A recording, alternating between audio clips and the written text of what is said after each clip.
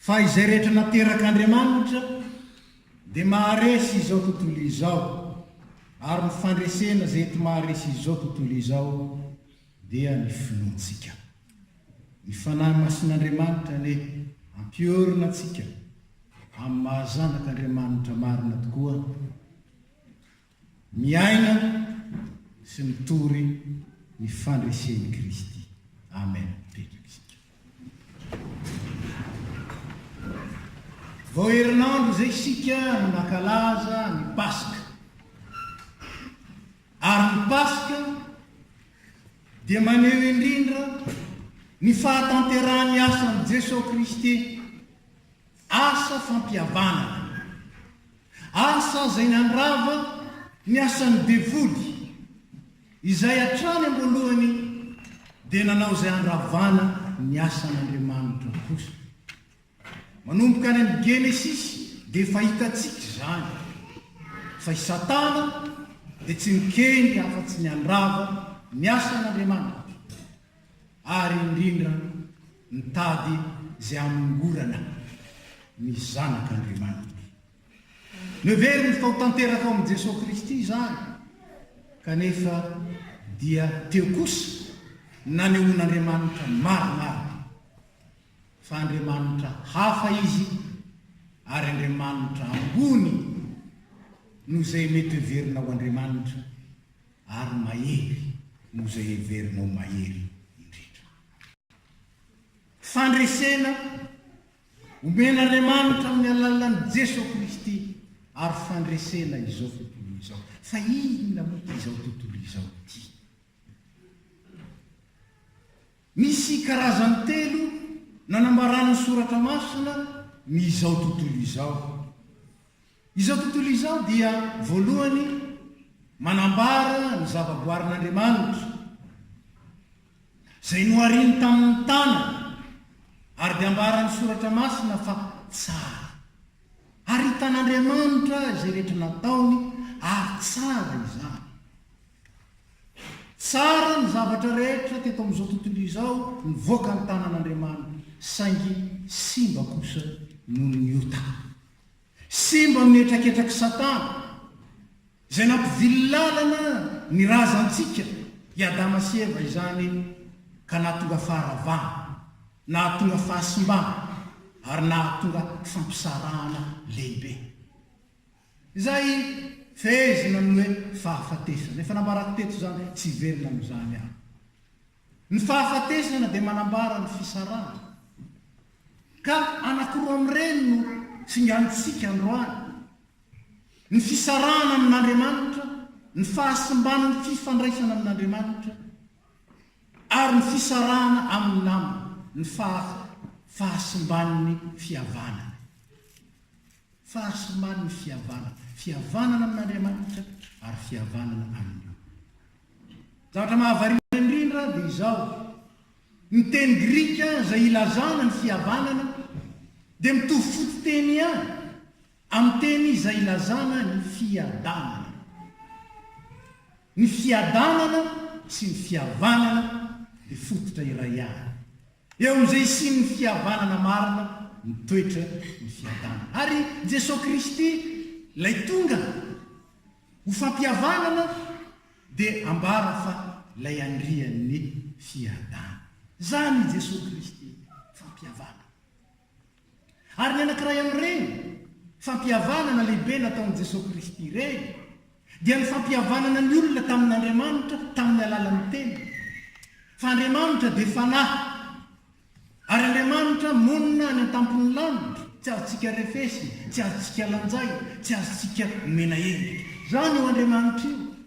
Nefa io Andriamanitra io ho amin'ny fampihavanana antsika aminy dia nanaiky aniraka ny zanany naka ny endritsika tonga nofo. Tena olona, ka dia tafakambana, tafaray, vita fihavanana ao amin'i Jesosy Kristy lay Andriamanitra fanahy sy ilay zanak'Andriamanitra olombelona tao amin'i Jesosy Kristy. Izy ny fihavanantsika, ho indrindra ny anambaran'ny Paoly azy, fampihavana. ka raha mamaky tsara ny filazantsara sika tonga Jesosy Kristy isyeo tamin'ny mpianany rehefa nitsangana tamin'ny maty izy dia intelo izy nanambara tamin'ny mpianatra hoe fiadanana ho anareo. Fiadanana ho anareo. Ny fanambarany Kristy an'izany fiadanana zany dia voalohany manambara fefa vitany ny fampihavanana, ary raha vitany zany fampihavanana izany dia tokony ho ao amin'ny mpianatra mandrakariva. Fampihavanana avy amin'Andriamanitra, fampihavanana ny olona amin'Andriamanitra, tanteraka tamin'ny nandatsahan'ny rany teo amin'ny azo fijaliana izany. Fa zany fampihavanana zany koa dia fampihavanana nentiny nandrava ny hevitry ny fisarana teo amin'ny olona, satria ny olombelona rehefa nandova ota dia nandeha araka izao tontolo izao, nandeha araka ny nofo hanika sady nanadino no nanitsakitsaka ny sitrapon'Andriamanitra, ny fahamasinan'Andriamanitra, ny fahamarinan'Andriamanitra, ary indrindra nanitsakitsaka ny voninahitr'Andriamanitra. Ao amin'ny Jesosy Kristy ilay olombelona nandova ota, ilay olombelona naka ny fanahin'izao tontolo izao dia nanjary afaka miavana. Ary eto indrindra ny lazana ny famaritana faharoa ilay izao tontolo izao. Ilay izao tontolo izao dia ilay tontolo anjakan'ny fomba fisainana, anjakan'ny rafim-pandaminana, anjakan'ny fanahy izay tsy mitondra afa-tsy faharavana sy fisarana. Zany ty izao tontolo izao ty. Tsy misy afa-tsy korontana, tsy misy afa-tsy fiatsaram-belatsy, tsy misy afa-tsy zavatra mandary, ary tsy misy afa-tsy fanoherana n'Andriamanitra sy fifampanoherana ny olona. Anika dia tsy misy na dia andro iray azy, na dia andro iray azy, tsy misy ka hoe tsy sin'ny olana ady korontana eto amin'ity zao tontolo izao eto amin'ny fiarahamonina, tsy misy. Isao ange firy andro no nisin'ity zao tontolo izao ity ary nisin'ny olombelona teto antany, firy fa tsy misy. Nanomboka tany amin'ny Adama sy Eva ny fampiapana, nitoy tany amin'ny akaina namono any abela rahalahy, ary nitoy mandraka ankehitriny, ary na dia teo amin'ny tantara na dia ny samy kristianina azy mifamono, mifanenjika, ary hatramin'izao zany mbola iainana. Zany ilay izao tontolo izao zay tsara nivoaka teo an-tanan'Andriamanitra, kanefa kosa ankehitriny dia anjakan'ny korotana, anjakan'ny fisarana. Ary dia tonga Jesosy Kristy, tonga Jesosy Kristy, tonga teto amin'izao tontolo izao tontolo izao, ilay cadre géographique, ilay misy antsika tito amin'ity tany ity, tonga teto izy. Aninona? Anareo. Zany hoe ao amin'ny Jesosy Kristy ihany no andraisana ny tena fampihavanana. Ao ihany. Ny sisa rehetra dia teoria, idéologie, doctrine, zay atsangan'ny olona ihany, kanefa dia mandalo ary indrindra tsy mahavokatra maharitra.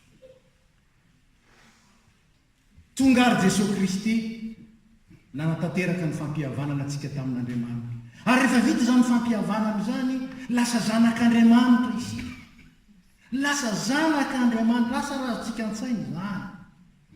Zanak'Andriamanitra zasy ianao. Afaka miteny amin'ny ray hoe dada, papa, aba, ray, afaka miteny aminy. Asa raha mba afaka miteny zany tokoa sika. Sa teoria fotsiny zany, sa nianaraka tany amin'ny sekoly alady fotsiny zany. Mova isika rehefa mivavaka, mova isika rehefa tojo zavatsara, mova isika rehefa te hiresaka, dia tena miresaka amin'ny dada. Sa kosa miresaka amin'ny olona lavitra. ohatra miresaka amin'ny préfet, ohatra miresaka amin'ny Emmanuel Macron, tonga namahangy tany amin'ny hôpitaly anankiray, tonga daholo ny sasany mba eona taminy midify ange. Tsy mbola resaka politika aminareo akory fa maka ohatra fotsiny. Nefa io noverina fa rain'ny firenena, zany filarantsika azy, le père de la nation, père manahoana, père lointain. Fa ity ray ity ray akaiky ary isika dia nampihavanana tamin'ny alalan'i Jesosy Kristy, zanak'Andriamanitra izaho. Fa ny fahamarinana faharoa izay matetika adino dia ity zanak'Andriamanitra reto miaraka amiko reto. Zanak'Andriamanitra, mialatsiny manonona anarana vehivavy daholo ihany ny tonoana. Zanak'Andriamanitra na ira zanany na ira soa na ira ely, zanak'Andriamanitra. Dia hoy ny fanambaran'ny tenin'Andriamanitra, izay rehetra ty izay niteraka dia tsy maintsy ty izay naterany koa. Zany hoe raha zanak'Andriamanitra ka tiako ny ray, dia tsy maintsy nitiako izay rehetra tiany ray aho. Marina ve zany? Marina ny fifandraisako amin'ny mpiara-miangona amiko ve zany? Marina amin'ny kristianina namako ve zany? Marina amin'ny fijeriko ny zanak'Andriamanitra rehetra ve zany? Sa kosa ny zoniko ny sasany ianao tsy zanak'Andriamanitra?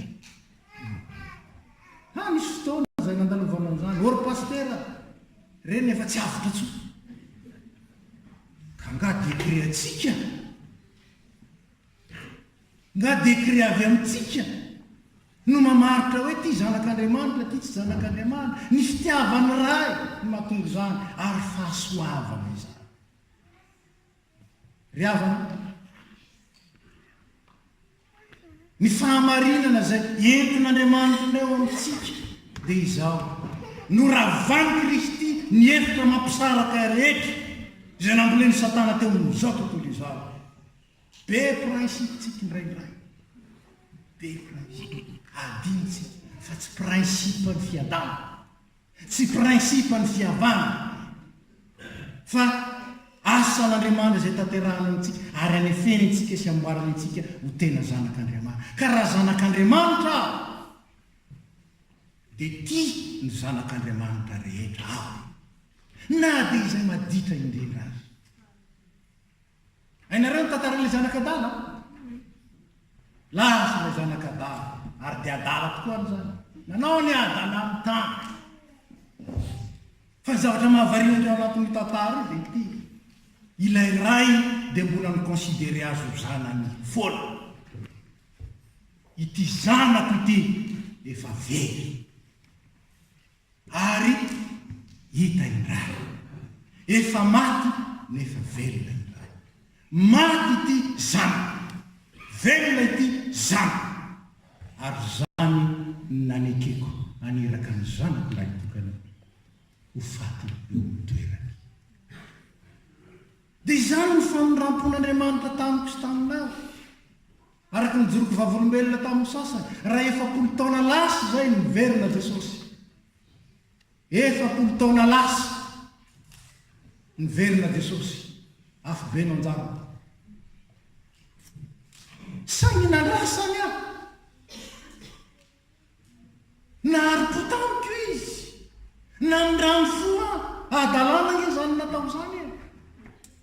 Nefa ny fahafan'ny rano Jesosy, tsaroko tsara ny fotoana toy ny mandany Madagasikara, nahafantarany naminy mpiara-miadaladala zany fa mianatra pastera, dia miampita trottoir izy rehefa miona aminao, miampita trottoir zany.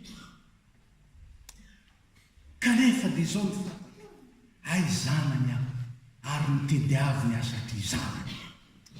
Ndiandry aho izy satria zanany aho, ary nampihavaniny tamin'ny ray aho satria tiany aho, tiany ray aho, ary dia zaniko. Zany ve za amin'ny hafa move ny fahadalàna ny fahalemen'ny namako no entiko mity azy sa kosa ny fitiavan'i Kristy izay tia na dia tao anatin'ny fahadalàko sy ny tsy fahamendrena indrindra za nanala baraka n'Andriamanitra ary nanososony voninahitra fiadanana ho anareo ary ankehitriny dia ny tompo mihitsy milaza zany tahaka na ny raha ny ray ahy no anyrahako anareo kosa ny raha iny aninona nge ny raha ny aninona nge Jesosy ny raha iny ampiavana ny raha iny ho vavolombelony fampiavanana amin'Andriamanitra ka dia tsisy milaviny Jesosy sika na iray azy na ola inona to inona tsy nandavan'i Jesosy atsika satria tia ny ray isika ny fitiavan'ny ray iny natonga an' Jesosy nanolotra ny taminy ainy ny fitiavan'ny ray ary zany fitiavana izany no mampiray atsika koa amin'ny Jesosy Kristy ary rehefa miray amin'ny Jesosy Kristy isika dia miray amin'ny zanak'Andriamanitra rehetra ny zanak'iray rehetra izany nefa matetika ao amin'ny fianakavianao matetika ao amin'ny fiangonanao matetika ao amin'ny samy kristianina eo anivon'izao tontolo izao indraindray azy amin'ny samy mpiray fiangonana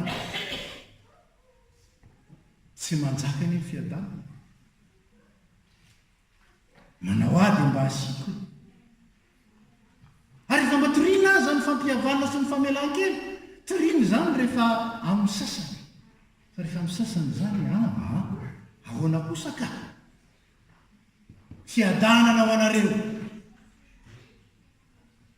tahaka na ny ranoray ano ny rahako anareo kosa na elikiza velanareo dia voavelona ary na aniza kosa ny tsy avelanareo tsy voavelona dia ozy Jesosy za nge afaka tsy mamela elika nefa za tonga teo amin'izao tontolo izao tsy hanameloka izao tontolo izao ahoana izy mba hamonjeny izao tontolo izao fampiavanana ry aho fiavanana fanehoana fiavanana ary zany natonga ny soratra masy mampianatra atsika fa ny voalohany dia ny fitiavana ary ny fitiavana tsy ny fitiavantsika fa ny fitiavana ny Kristy atsika dia ahoana ny anambarany azy Andriamanitra nampiseho ny fitiavany atsika fa fony mbola mpanota isika maty anota atsika Kristy fony fahavalo isika no nylazany Jesosy tamin'ny asany hoe tiako ianao je t'aime et tena mora fini zany nge mora nge mity namany mora nge mity ny olona mahafinaritra mora nge mity ny olona miara-dalana aminao mahafinaritra zany fa ilay manohitra anao mihitsy le masitosotra anao le mahakirikirina anao le mahatonga anao tsy matory amin'ny alina mihitsy vonona avy anao indray ny tanany fa Andriamanitra nampiseho ny fitiavany fa mbola fahavaloko izy dia maty amin'ny dia izy Jesosy zany koa ny filazantsara zay tian'Andriamanitra hoentina ao atsika atonga ny tena fampiavanana marina fa isika dia zanak'Andriamanitra ary raha zanak'Andriamanitra dia fiasan'ny fampiavanana fa tsy fiasan'ny fampizarazarana na ny fiasan'ny fambaliam-paty sambatra ny mpampiavana ao namtoy fa izy natao hoe zanak'Andriamanitra izao sy anao ary tsarovy fa na dia adala azy na dia maditra azy na dia mbola malemy azy na dia mbola tsy tonga amin'izay elinirintsika azy io namantsika io fefa nanaiky kosa fa ny Jesosy fiaina na dia tsy tanteraka azy izy dia tadidio fa tian'Andriamanitra izy ary zanak'Andriamanitra dia hoy ny afatra ho antsika izay rehetra miny izay rehetra tia izay niteraka dia tia izay naterany ko ny afatra mifankatiava tsy mora izany ry afa tsy zavatra mandeha ho azy zany eto ampitoriteny eto dia milaza zany ary mora riny ny teny azy fa nga mora ny aina amin'izany kanefa kosa omeny ny tompo ny lakile inona ny lakile ny fandresena zay maresy izao tontolo izao dia ny finoantsika ny Jesosy Kristy ny firaisana ny Kristy ny fankatoavantsika ny teny ny fivavahana aminy sy fametrahana amin'ny fiainana ary indrindraindrindra ny fatikina azy fa ainy ny manao ny zavatra rehetra ainy na dia ny mamadika ny fotsiny mainty indrindra azy ainy na dia ny mamafa miosondraha indrindra azy ainy na dia ny mampisy mitsimisy azy zany ngely andriamanitsy izany ilay mitorintsika hoe fiadana ho anareo